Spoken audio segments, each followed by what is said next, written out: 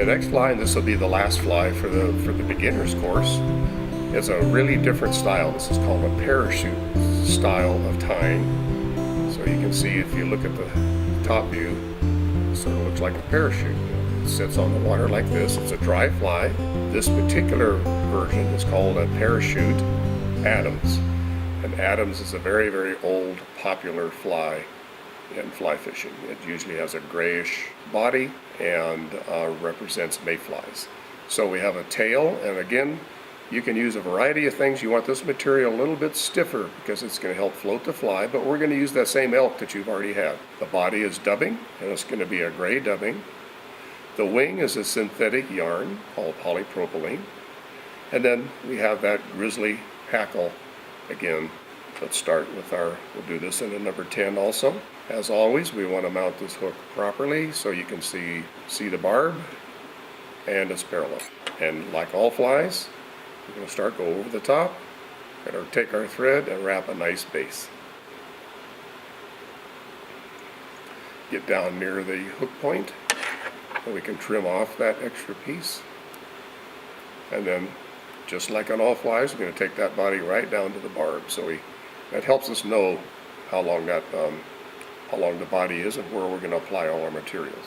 So we're going to use that elk hide. So we're going to go back just a little ways so we have room to tie it in. Here we are. Here's our elk. And we're going to take out, maybe 8 to 10 fibers, something like that. Just enough to float the back of the fly. Looks like I got more than that, but we can take some out after it's even. Remember what we do? We hold it by the tip, do that, and it takes all that fluff out of there and helps it to float better. What we're going to do to make them nice and even, we're going to put them in our hair stacker, like that. And then on the table, we can do it right here. Tap it, turn it the way that you want the tips to be, and there they are, all nice and even. So we pull those out. This dry fly, we want this tail to be the same length as the body.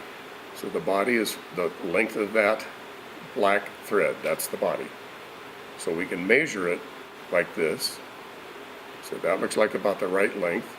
Lay the spot there, and just like on all flies, pinch it, pass your thumb over the top loosely by your forefinger. Loose, pass your thumb again. Second time, pass your forefinger.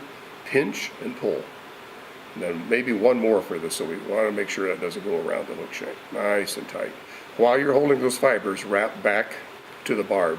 On this pattern, and with elk, when you get to the barb, you don't want to pull too tight. If you pull tight, watch what happens to the hairs back here. See them flare? You don't want to do that. So you make that nice and loose. Come back towards the eye a few times, and then tighten. There, now that's kept those fibers from flaring too badly.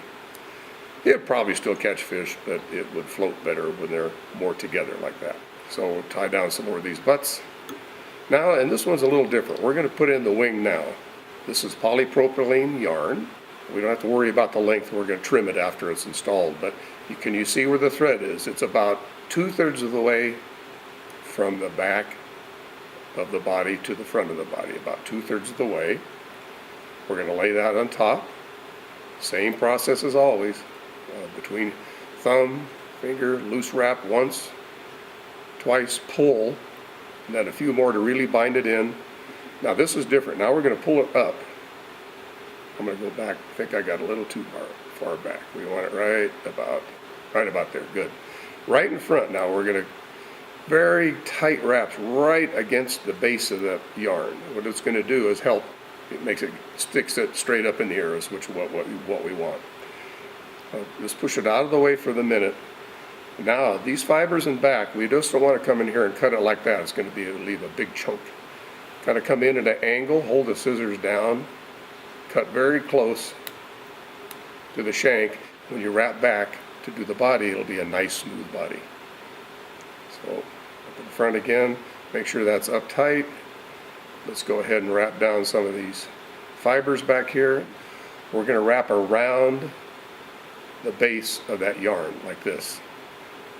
So when you're down here it's fine, but pretty soon you're going to have to get a hold of it like this. It's tight, loose, tight. So we're going to wrap a thread base around the yarn. See, like that. And eventually we're going to wrap that hackle on that thread base. Pull it when you have it here. Now you can pull tight and wrap. As soon as you have to come around and take your hand off, take the pressure off, otherwise it'll all unspool. So now we have a nice thread base, can you see, to wrap that hackle on. Now we're going to have the thread right in front of there, and we're going to put on the hackle now. And here's that Grizzly hackle again. And now I want to show you something that's kind of interesting. If you look at the base of the feather, you can see a darker stripe that gets wider and wider and wider as you get down here. That's webbing. That's natural to the animal, and it attracts water and it keeps this fly from floating. So we want to minimize that. So we're going to come up to where there's hardly any left, right about in here, and then that's where we're going to start our pattern. So we're going to cut that away. Remember how these feathers have a curve. It curves up or curves down. When this fly is all done, we want those fibers down like this to help float the fly. So we're going to eventually tie the feather in this manner.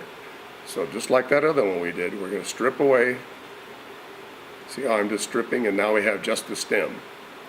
So now while you're holding this feather down, this is nice and stiff so you don't have to get your fingers over here on it. Now we're going to wrap that stem right in front of the wing. See that? 3 or 4 wraps. Then pull it over toward opposite you. You're going to make 1 wrap around the base of the wing and the stem at the same time, see? So once you get the first one, it goes pretty fast. And then down. So now we have that hackle in there, very nice. Now we need to add a body. All bugs have bodies. So we're going to go back to, right back to that barb. Remember, that's where everything starts. We're going to take some dubbing. This is a gray dubbing this time, since Adams are always gray. See, this is what it looks like. It comes in the package like that. So we're going to pull out. Remember, we don't need a whole lot to get a big effect. So we'll try a little bit here. Remember how we lay that on the thread? Moisten your fingers if you want, and spin it always one direction. One directional. You can go left to right or right to left. It doesn't matter. But just always do it the same way every time, and then you don't have to worry about it. We're making a little bit thinner than that hare's ear. A little more delicate fly. I just know from experience that's not quite enough. So I'm just going to get a little bit more. See, just about just a wisp of it. We're going to put that right here into the bottom. See, you can always adjust. It's a very forgiving material. So now we have that, and now we're going to start wrapping back here. And now start up towards the front. Now when you get to just to the wing, you don't wrap up to the base of the wing, but you now go in front of it. Now you come back and fill up that space, and then go forward again. There, now you got that nice body wrapped around the base of the wing. Okay, now somehow we have to wrap that hackle around here. Here comes our hackle pliers. Get a hold of it by the tip.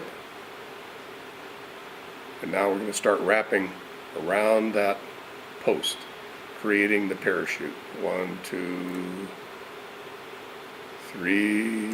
Whoops, this happens. It just broke off. No worries. Got plenty of feather. Hook it on again and start over. So now we're 1, 2. That's okay that it broke, because it gives you an idea how much tension you have, how much you need. 3. Wrapping down that post. 4. That should be enough. Okay, now to tie it off, we're going to bring it over the top of the eye, holding it back at this angle. Get your fingers, pull everything up like that, then pull that tip forward, and now you can take it off the pliers, and while you still have it held in your hand, now you can tie right in front. And now we've tied it up. I'll show you, here's something else. If you're worried about cutting other material and when you're snipping, these scissors, if they're sharp enough, you don't even have to snip. You just hold the sharp edge up there and slice it, and it'll come right off. So you don't have to snip. And that way you only get the material off that you want it off. So now we pull everything back and reach up under there and make our nice little head, like we do in all flies. So now that we have our head, take our trusty dubbing needle or ballpoint pen, and we're going to do 4 half hitches. 1, 2, 3, 4. Tighten it up. Here, I'll demonstrate that again. So you just saw on it with a sharp edge. Okay, now we still have one more job to do, and that's to trim the length of that wing. If it were this long and it got wet, it's just going to fall over and tip the fly over.